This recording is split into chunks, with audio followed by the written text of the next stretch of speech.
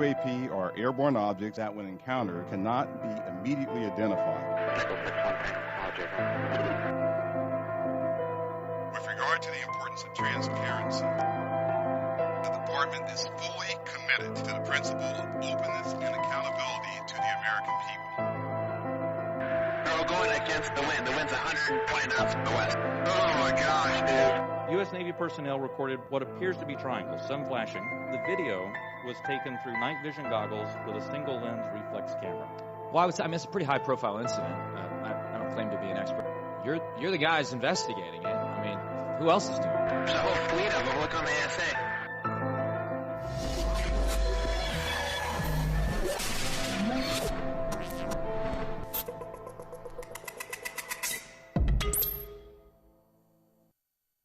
Good evening, ladies and gentlemen. Welcome to the show. This is March 2nd, 2024.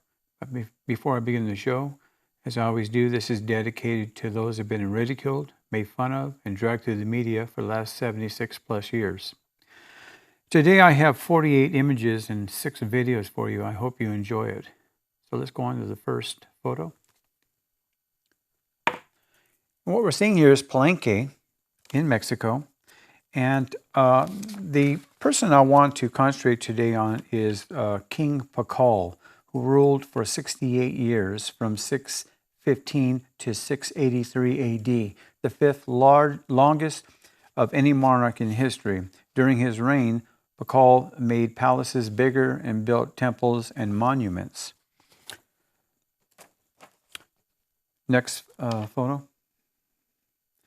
As you can see, these temples have a lot of rigid corners. They're not that old. We're talking 615, like I said. But basically, these monuments are not as old as the Great Pyramids of Egypt. So you have to understand that over time, say another 3,000 years, they may not look this pristine. Next photo. This shows you just a front view of the Temple of the Inception. And the next photo. Now this is where King Pakal was actually found. And like the Great Pyramid of Giza, in Egypt they claim that the pyramids were built for the dead pharaohs.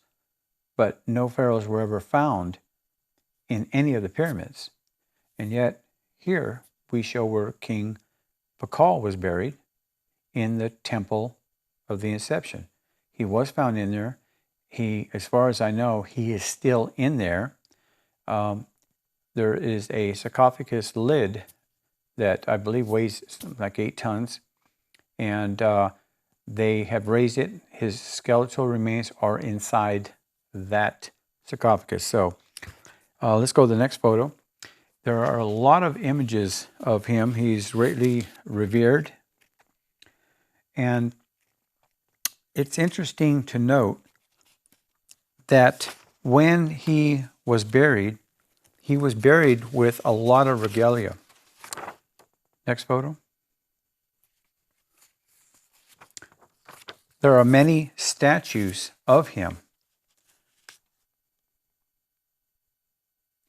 When he was first found, he was wearing a jade mask. Next photo.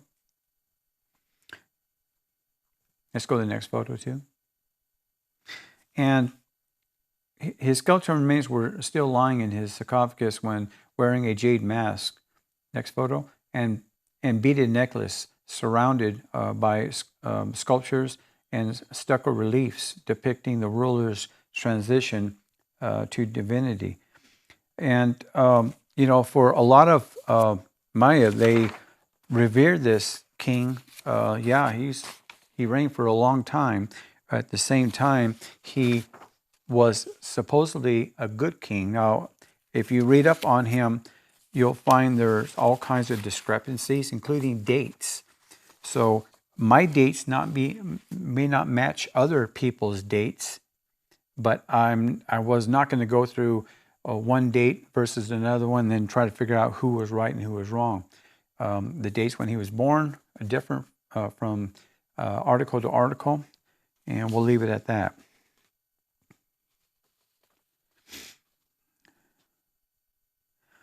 So let's go to the next photo. And I'm going through my notes here because they're very important, because I'm going to be getting at some very important issues here about King Pakal. And it's so important for you people to understand that this next part is going to be about a controversial one.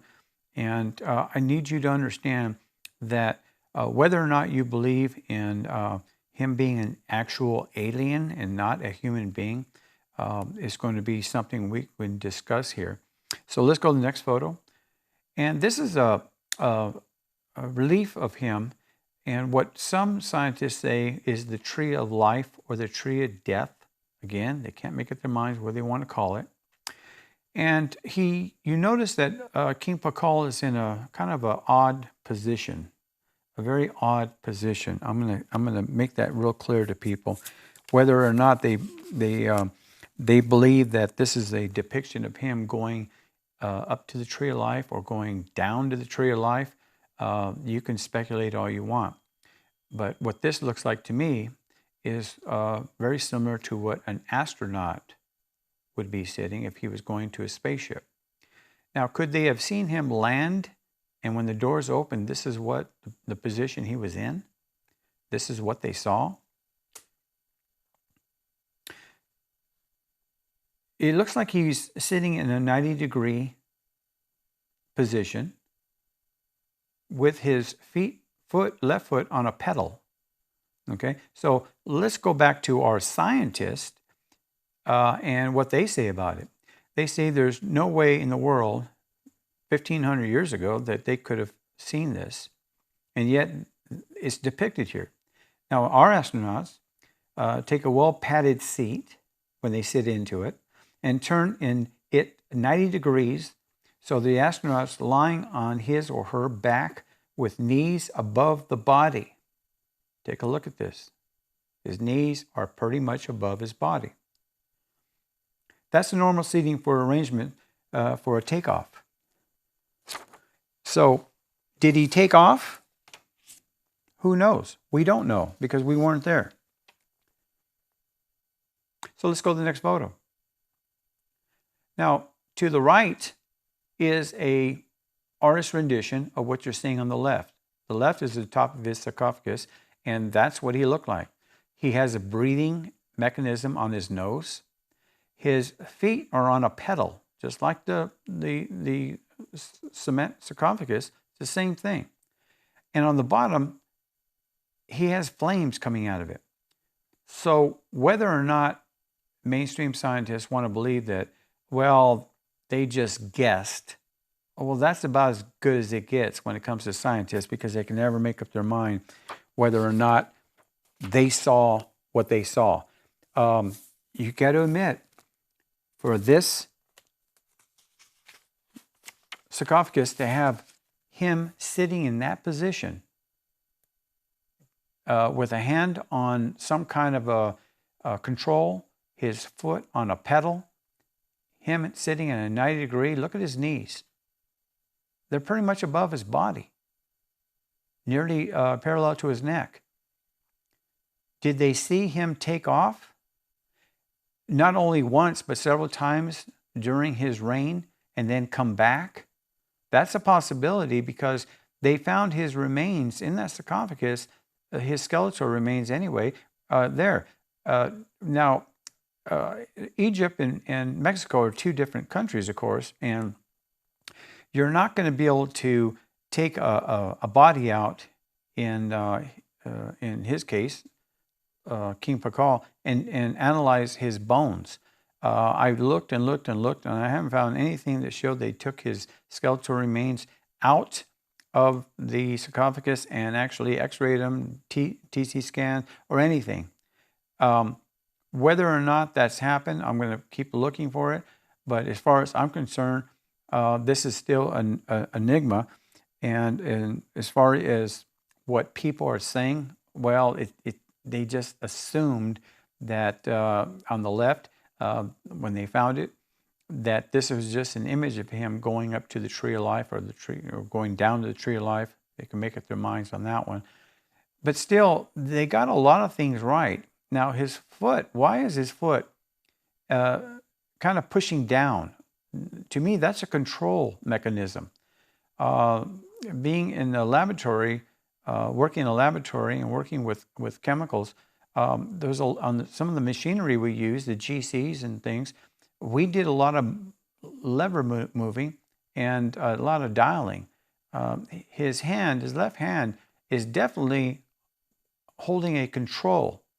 What that can be, anybody's guess. But take a look at this. This looks like an astronaut when he's about to take off. Even though our astronauts do not control levers, that's all automatic. When NASA and the Cape is blasting them off, most of the work is already done. They just have to endure the ride, the very shaky ride, but a ride nonetheless.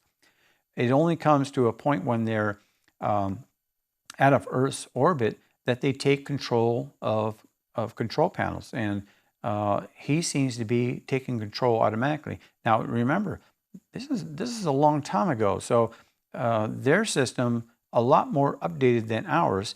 They didn't need a Cape Canaveral. They did everything themselves, most likely, from this depiction.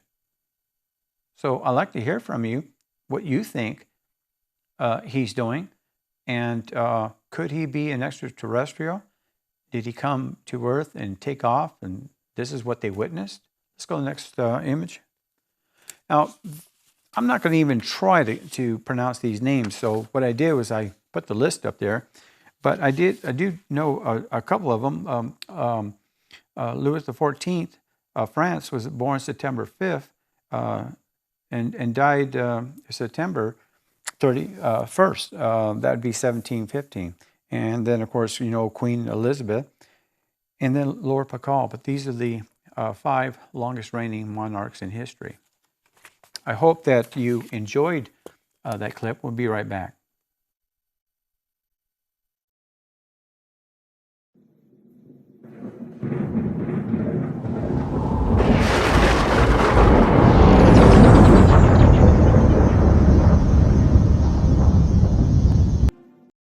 Hi, I'm Joseph, the host and creator of UFO We Want to Know.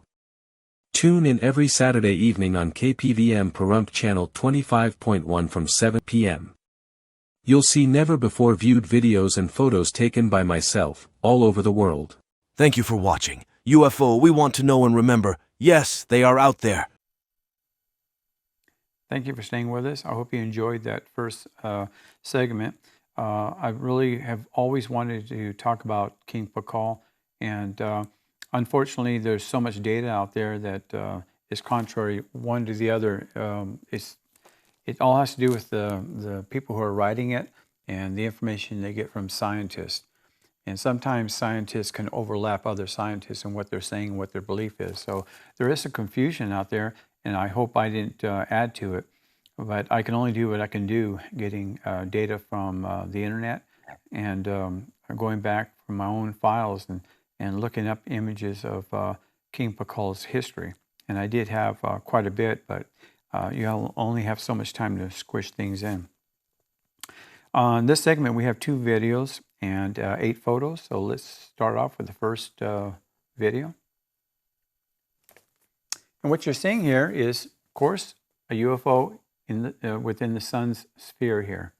And this UFO was just taken a few days ago, matter of fact 2 days ago, and it seemed to just languish, but the interesting thing about this UFO is it was pulsating quite a bit. And if you slow it down quite a bit, and what we did with a lot of my videos today is we slowed them down anywhere from 25 to 90%. And the reason why is because you wouldn't be able to see them. The reason why I catch them is because I stop motion the video as it's playing. If I see something darting, I'll stop it and then I'll zoom in and I'll look at it. And that's how I catch a lot of these UFOs. I probably missed 50% of these UFOs, and I just delete the whole video. And it's not because I don't want to look for them. It's just I have so many. Right now, I have another 300 in my database that I have not analyzed yet. It just goes to show you. But when I get one that's maybe 1 or 2 or 3 days old, I show them.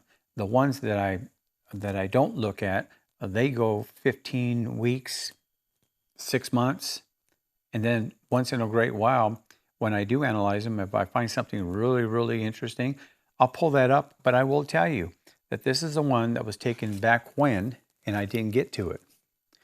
So enough of the looping. After this one, we'll go to the first photo of it. And this is what you saw. Now, what I did was I had to actually darken it because the image was so fast. And this is what I got. Next photo. A larger image of it. As you can see, the software is kicking in. I'm getting some colorization on the big one. You can discount the 2 smaller ones there. I'm not exactly sure if those were companions of this UFO or not, but I couldn't get rid of them even with with the software I was using to lighten and darken the area. Even in the lightest, they were still there. Next photo. See, they're still there. I changed to a different software to see if I can maybe get them to disappear. They didn't disappear. Matter of fact, their colors were very close to the one on top, the larger one. And as you can see, this image from the very beginning did not change its shape. It stayed the same. And it pulsated quite a bit. Now, what I did was I stop motioned it when the pulsation was at its brightest. And that's how you get really good images of it. And then the final, this is, of course, the largest view I have of it. And you can see that in the center of it, it looks like you have an upright part of the UFO, and then on the outside, it seems to lean to the left. You got the plasma all around it, as you can see it. And this particular UFO was taken in super slow motion, and we had to slow it down at least 50%. So you can imagine how fast this UFO was flying in our atmosphere. I can't stress that enough to people. If you're watching me for the first time, I don't believe that these alien craft are flying outside our atmosphere. And the reason why is because I catch them all the time flying over Pahrump, Nevada, where I live. Now, these images I'm catching are all caught on a Galaxy 23 Ultra cell phone. That's right, a cell phone. I do all my shows, video and photoing, on my cell phone. I don't think you're going to find that anywhere else in the world, that somebody does an entire show using their cell phone. But it has 200 megapixels, so I can get great images. I'm not exactly sure if that adds up to a 35 millimeters 1080 or whatever it may be, but I believe, I believe that what I take here is true. Scientists will counter me every time and say, those are anomalies, there's a glitch on your phone, this and that. But as I go through my videos, you tell me if I'm right or they're right. Okay, let's go to the next video. Again, we got an arrow up here for you to see. And this particular UFO was traveling so fast that we had to slow it down 90%. This was taken in super slow motion. I have regular video, then I have slow motion, and I have super slow motion on my cell phone. And this was taken on super slow motion. Now, when you do it in super slow motion, you only get 17 seconds. It cuts you off. So at the end of some of my videos, you'll see the UFO traveling, whatever direction it's traveling, and all of a sudden you'll see it disappear. Well, it doesn't disappear. At the end, just before the end of the video, before it cuts me off, it actually goes back to normal speed. And that's why you see my UFOs, when I capture them, that's why you see them disappear. They take off at the regular speed. So if I was to run this at regular video speed, you wouldn't be able to see it. And I can guarantee you, because I've showed you videos from the past where I've actually shown videos going at least Mach 200. That's right, ladies and gentlemen, Mach 200. And for the longest time, I've heard anywhere from 30, 40, 50 years ago, Air Force officers, even the person who was in charge of Project Blue Book, they claim that they don't see any threat to the United States. Okay, here's my issue with that. If there's no threat to the United States, why are they shooting at them? If there was a hawk flying over you, would you start shooting at a hawk because he could attack your animals? No, you pick your animals and you go in the house. But here's the point, though. We should not be shooting at these craft, these intelligent beings, just to get their fantastic abilities to go at Mach 200. It's ridiculous. Our evolution has jumped from here to there to there to there. We have gone a long ways, and a lot of it is because of the captured UFO crashes that we've retrieved. Now, did we down most of these? Of course not. Some of them have crashed. I believe in 1947, Doppler radar had a lot to do with the crash at Roswell. I'm a firm believer in that. Whether or not it's true or not, I don't know, but I'm a firm believer. And the reason why is because a lot of very, very credible scientists have made that same claim, that our Doppler radar was a shock to their system when they were flying over. Remember, Doppler radar was invented in 1945, and they put it in the 509th Bomb Wing, the only nuclear-capable delivery system in the world, was in Roswell, New Mexico. And they had Doppler radar for the first time put there. When these two crafts, there may have been even more, some say there was 3 craft, but if the 2 craft, when they crossed the waves of the Doppler radar, it threw their navigation systems off, and they most likely bumped. The first crash was obliterated on the floor, killing the occupants. The second one tried to control itself, but it ended up in an aurora some ways away. And that one was found a few days later. In the movie, it shows that it was found the same day. It was not. It was found a few days later. And those occupants there, one of them survived, and 3 of them, I believe, passed away. And that was EB1, the first extraterrestrial that we had in our custody. And I hate saying our custody, but basically that's what it was, our custody. So let's go to the first photo of this image here. And that's what you were seeing. Like I said, it was darting across the sun's view, and it was going, if I slowed it down that much, this thing had to be going like Mach 200, because it was just a flash. And if you look at, when I took it, I could put it on normal speed. I have that capability, and I don't see anything. So when I go to my slow motion, I can catch it, but barely. When I go to super slow motion, that's when I catch it the best. Next photo. I'm showing you a close-up of it, and you can see that it's leaving some kind of a streak behind. No, this is not a jet aircraft streak. This was up in the atmosphere. It was in our atmosphere, but quite high. Regardless of their propulsion system, if there's cold air up there, you're going to leave a streak. Next photo. And that was a close-up of it. As you can see, it doesn't change its shape. It's stop motion. You're not going to change the shape, but I've showed you other UFOs where they do change their shape. I hope that a lot of information I give you is somewhat credible to people who have heard it for the first time. I'm not the only source, of course. There are a lot of videos out there, credible videos that you can go see for yourself, and they'll agree with what I'm saying.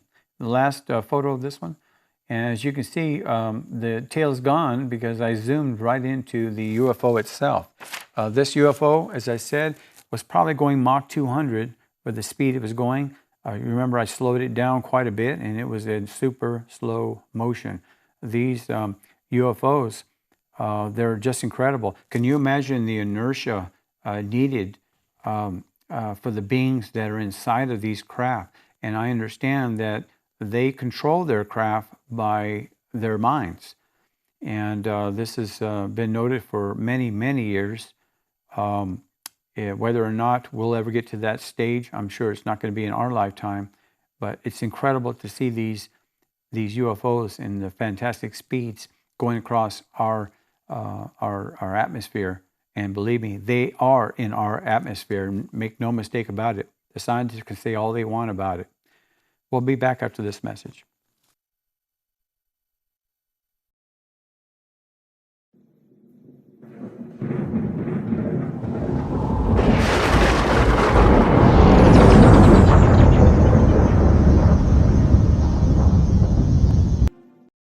Hi, I'm Joseph, the host and creator of UFO We Want to Know.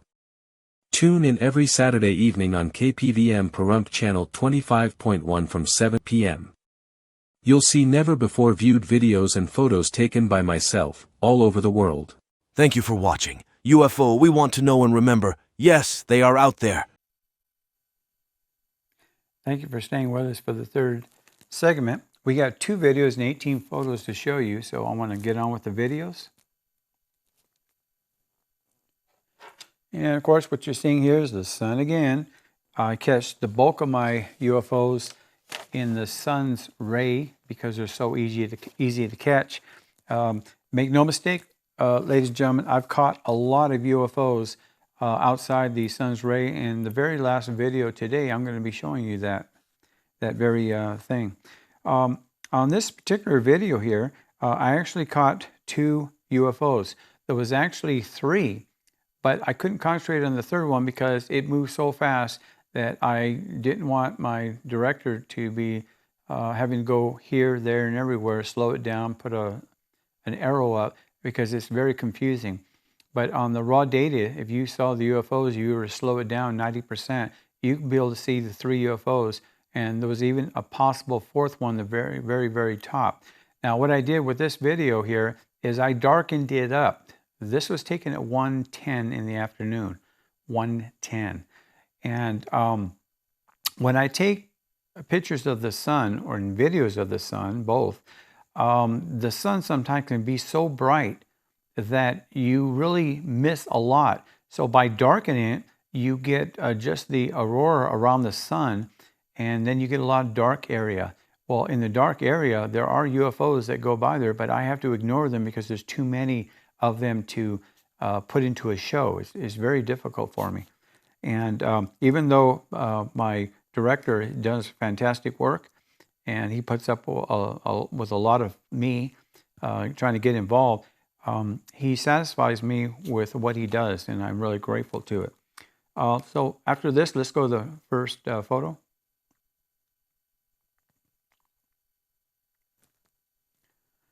And again, when we go to the first photo, you're going to see what I do. I darken it up quite a bit.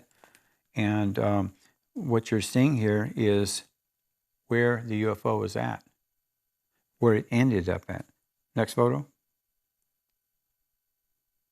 Okay.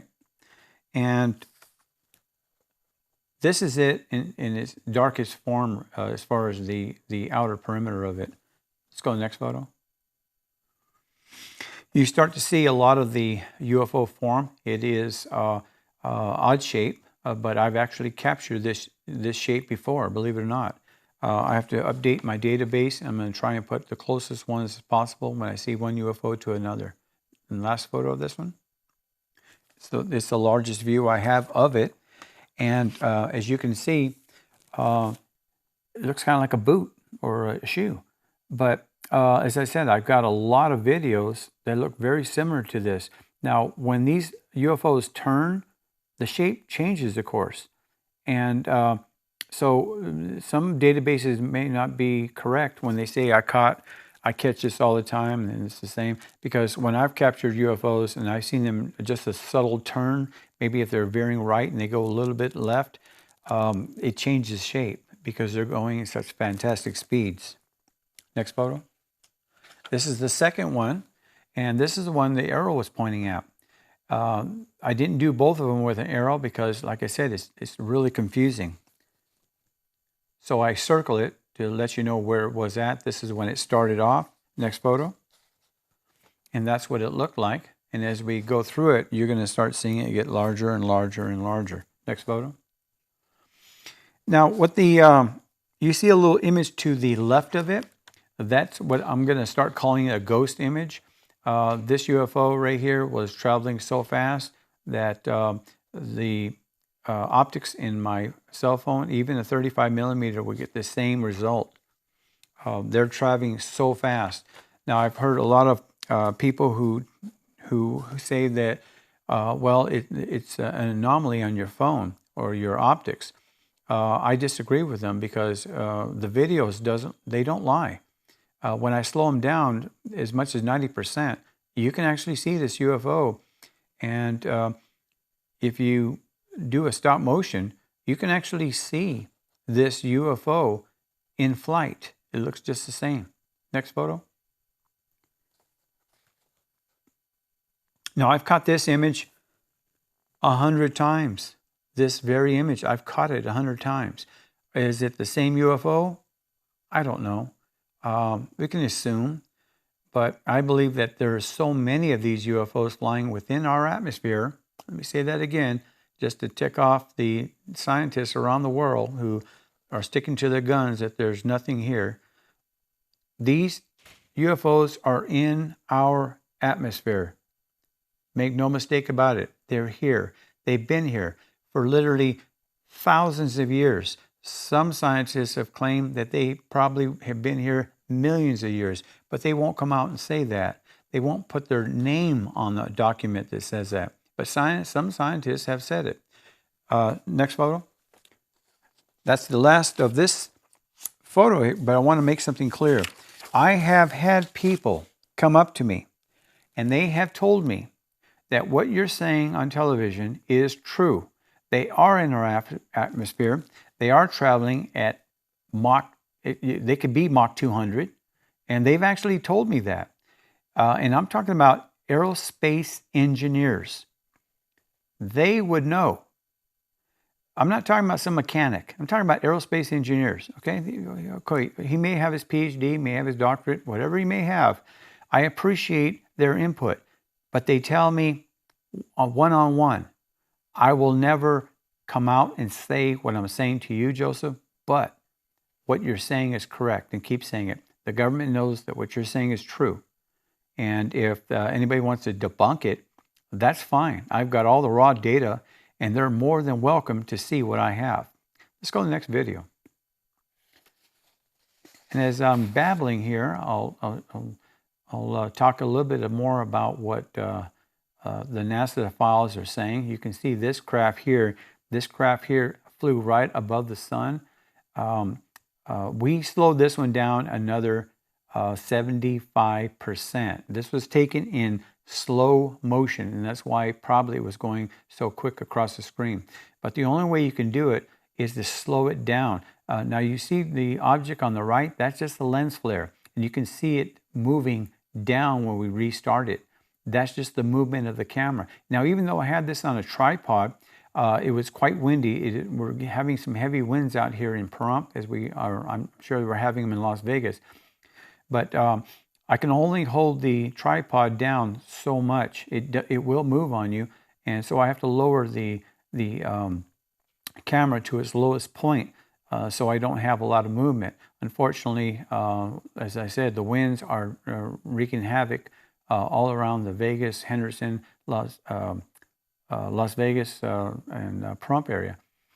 So this image, this UFO was going from right to left, and it was coming from west to east. So for you people out there in Las Vegas, Henderson, this was heading your way from the West Coast. Interesting how I have not heard from any credible scientist to say that you capture things and nobody else captures. I am positive, and I can say this unequivocally, I am positive that these astronomers who look at the sun every single day, they see these also. They have to. We have giant telescopes with filter systems so they can eyeball these things and they see these same images going across the sky. Now, I know there is software out there. It's a very expensive software. I know about it because I know that NASA has this kind of software. And some of the software goes into $20,000, $30,000, $40,000 software. And they can actually get the time and date on my phone, and they can put it on their software, and they can capture the exact same UFO that I'm capturing on high-resolution cameras. I know it can be done because I've talked to people. We call them computer geeks, but they say, oh, absolutely, that can be done. And it has been done. And for quite a few years, matter of fact. So if anybody says that it can't be done, believe me, it can. I've talked to very credible people, and I've actually had people come up to me at the farmer's market here in Pahrump on Saturday, and they've actually taken me aside, and they said, you know, don't quote me with my name, but here's the information I got for you, and they tell me things. These aren't kooks. These are very intelligent people because I talk to them sometimes in length, and they give me what I consider very credible information.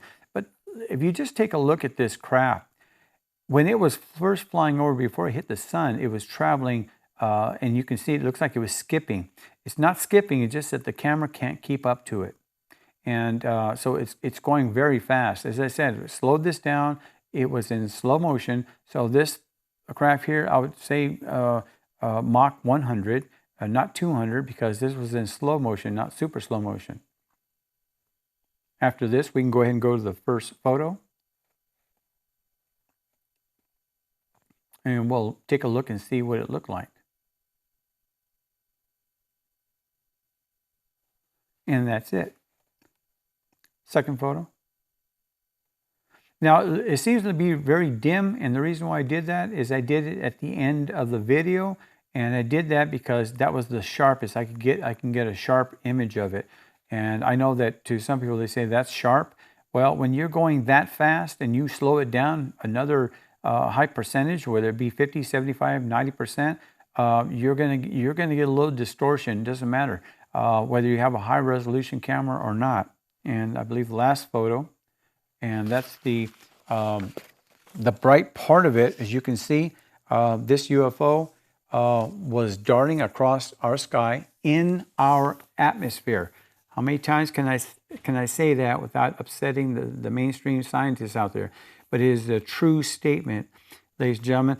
And for taxpayers out there who want to know where their tax dollars go, I'm telling you that I believe that not only our government, but all governments around the world, they have to be honest with the people who pay the bills.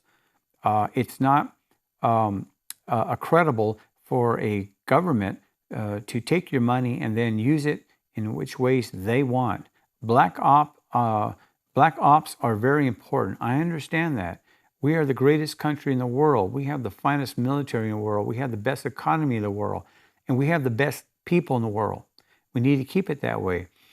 But a little transparency is not going to hurt anybody, especially with the UFO phenomenon. It's very important. We'll be back after this message. I hope you stay with us.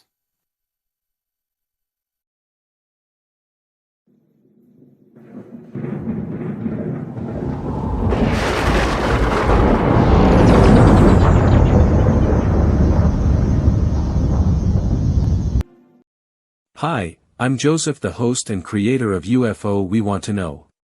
Tune in every Saturday evening on KPVM Pahrump channel 25.1 from 7 p.m. You'll see never-before-viewed videos and photos taken by myself, all over the world. Thank you for watching. UFO We Want to Know, and remember, yes, they are out there. Thank you for staying with us. You know, in the last video, there was actually 5 UFOs on there. So I want to show you the last UFO that I caught, that I slowed down. So let's go to that image. There it is. There was actually a couple of UFOs in this picture, not 3, but there was only 2, one after the other. Next photo. You can see it. The main one in the front, and there's one in the back. Next photo. I tried to cut out the other one by using a different software, and that's what I got. Next photo. Very, very bright. And the last photo of it. So there was 5 UFOs in that last video of the third segment, but this is what generally I get, ladies and gentlemen. So I didn't want to leave that out. So let's go to the next video. As you can see here, we got the sun and a little dark area here. What happened here was this UFO, it was a 31-second video, which means that this was taken in slow motion. When I take super slow motion, it's 17 seconds. So if you hear me talk about a video going more than 17 seconds, it means that I took it in slow motion, okay? And so what we did is we got the end of it.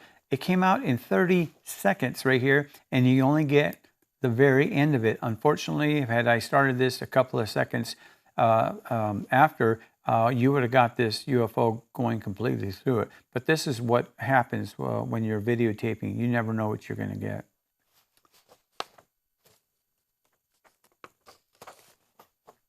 Interesting little shot here. Now, I did darken the sky. This was taken at 12 o'clock in the afternoon, approximately 12:01. And when I first saw it, I was about to delete it until I saw the very end of it, and I just happened to look down at the bottom of the sun. I usually start on the top, and I looked on the bottom, and there it was. So after this, we'll go to the first image. I got 4 images of this, and that's what was streaking towards the bottom of the sun. Pretty interesting. Next image. Trying to get a shape out of this is almost impossible. Even though I took it in slow motion, it was still traveling quite fast. Within a split second, it was here and gone. And I didn't even get to 31 because at 30 seconds, it started to emerge. And that's all I got out of it. Next image. I tried some different software on it to see if I can get a shape out of it. I started to, and that's about the best I could do. Next image. This should be the last. And that's what you saw on that particular UFO. Quite interesting, I think. A lot of people, when they first see it, they say, well, I saw 2 lights. And yeah, you could have seen 2 lights. You could have seen 3. When I stop motioned it using my times 40 magnifier, I actually caught 3 lights. One was pretty dim. It took me quite a while to look at this because it was traveling so fast. It was kind of like a blur. Let's go into the next photo and video rather. And ladies and gentlemen, this is iconic for me because this UFO was flying right over my house. And when I show you the photos, you're going to actually see my house. But take a look at this craft. It's a dark image, nowhere near the sun. It's taken at 3 o'clock in the afternoon. I was facing southwest, and this image was heading, I would say, southeast. And I have to tell you that I've caught this type of UFO a lot of times. And if you just take a look at this thing. Now, when it gets to the very end, and when you see it disappear, it didn't disappear. It was near the end of the video, and it took off at such a tremendous speed that it looked like it just disappeared.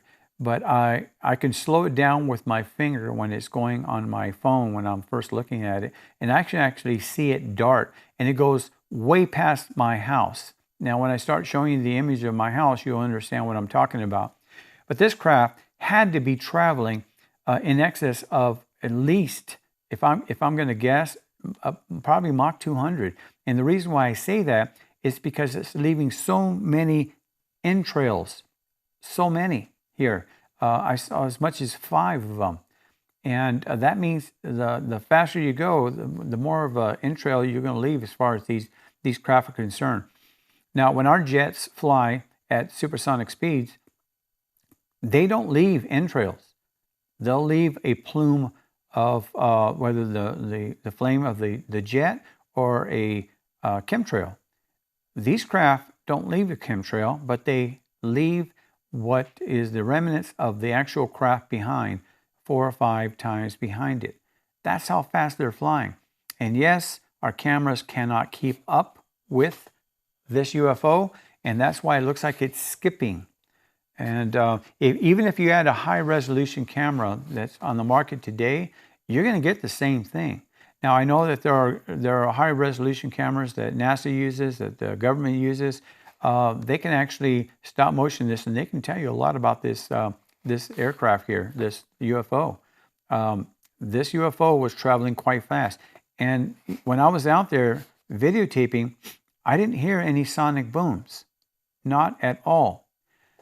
Which is kind of ironic, because on next week's show, I'm going to be showing you what I took this past week that I wasn't able to include on this show. In Pahrump, I heard 4 sonic booms, and I saw high-flying jet aircraft in the air, really high up there, tiny. And I'm going to be showing you a picture of a jet aircraft, one of ours, that has something underneath the bottom of it. And I'm not exactly sure what it is. I'm not ready to call it a UFO, but it looks like a UFO attached to the bottom of one of our jet airliners. So I'll show that next week. But like I said, I heard 4 sonic booms just yesterday. So let's go to the first image after this next loop. Take a look at that, ladies and gentlemen. You tell us what you think that is here at wewanttoknow@gmail.com. UFO, we want to know @gmail.com. Please write in. Here we cut a little bit off, but that's where it ended up. Take a look at my chimney there. It went that far. And I wanted to make sure that this picture got into it, because that's my house. And you've seen other UFOs flying over this very house. Now, when I say it's flying over my house, it's not directly over my house, but from the point of view from my chimney to the top of my roof, where I'm facing it. And I made this same, I sit in this particular chair in my backyard, and I just point the camera, and it's facing southeast. And that's where the position I'm in right now, southeast. I'm not, so make this clear, I'm not facing due south. It is southeast, and I've taken a lot of UFOs in this same position, same direction. So that in itself is incredible. Could this be a UFO flight path? Quite possibly, because why do I catch so many? And another note here: when I go outside and I'm sitting there in the chair, I have an urge to videotape and take photos in the same direction, and I catch UFOs. Why I get that urge, I'm sorry, I can't tell you how. Some people that I have met over the years tell me that I'm connected in ways that defy human understanding. We cannot process the unprocessable, and for that, I'll leave it there, because I'm not a psychologist. I'm not going to get into it. But these are people who truly believe that. Next photo. And this is what was flying over. This image here was what was flying over. Now, using my software, the background, what I did was I tried to get rid of the entrails so we can concentrate on the UFO itself. Next photo. Larger image of it. Kind of looks like it's going backwards in human terms, doesn't it? You would think the leading edge, if you were to turn it around, would make more sense. But I've said this over and over again, and I'm sure that those who've been watching my shows are probably tired of hearing it. But for the people who are starting to watch my shows, I don't believe these craft are actually touching our atmosphere, and that's why you don't hear any sonic booms. They could be traveling at Mach 200, and they will not leave a sonic boom behind them. It's just incredible power systems they use. I believe they're pulling in air, and that's why you don't hear anything. They can still pull in air without touching our atmosphere. That is quite possible. What technology that is, I have no idea, but I know it's possible. You talk about in outer space, warp speed, all this other stuff, famous shows we saw in the past, Star Trek and Battlestar Galactica, where they're traveling at tremendous speeds. Well, in our atmosphere, if you were to travel those speeds in our atmosphere, you'd be hearing sonic booms every split second. So that's why I don't believe that they're touching our atmosphere, but they're in our atmosphere. Next photo. I have this one and then the last one, but I want to show you something here. Look at the density in the center of it. For those of you just joining us, the center part is when you get a dark area in the center, that's considered mass or heat. The outer part is considered cold. This one here seems to be putting out a lot of plasma. And the reason why I say that is because of any kind of purplish blue that I get, light blue, I believe that's plasma. Electromagnetic, it could be. And then the last photo. This is what we end up with. So please write in at UFO we want to know at gmail.com. Please let me know what you think. And I want to thank you for watching. And here's on my desk, as you can see, the items you can help support me.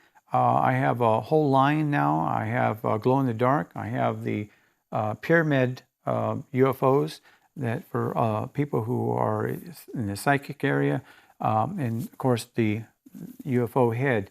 But I have a complete line. I'm out in the shows that in Tivoli Village, and I also every Saturday at Tractor Supply, and I hope that you come out and join us. I want to thank you for watching the show, and I can't wait to see you next week. Take care.